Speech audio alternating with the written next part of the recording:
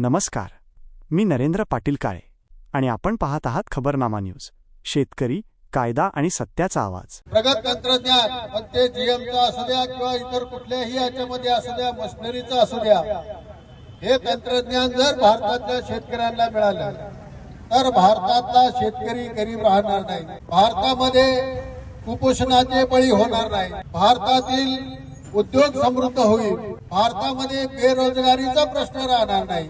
हे सगळे प्रश्न सोडवायचे असतील तर शेतकरी समृद्ध झाला पाहिजे आणि शेतकरी समृद्ध व्हायचा असेल तर त्याला शेती करण्यासाठी आवश्यक ते सगळं इन्फ्रास्ट्रक्चर संरचना उपलब्ध झाली पाहिजे.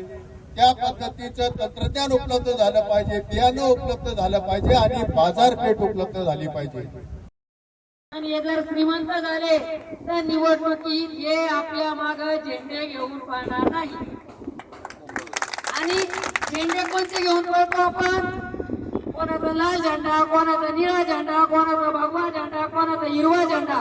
पण आपण हे लक्षात ठेवलं पाहिजे, माझा शेतकरी बाप हे झेंडे तयार करणारा कापूस तयार करतो आणि त्या कापसाचं स्वातंत्र्य जर यांनी हिरावून घेतलं तर कोणता झेंडा घेऊन मी फिरणार नाही.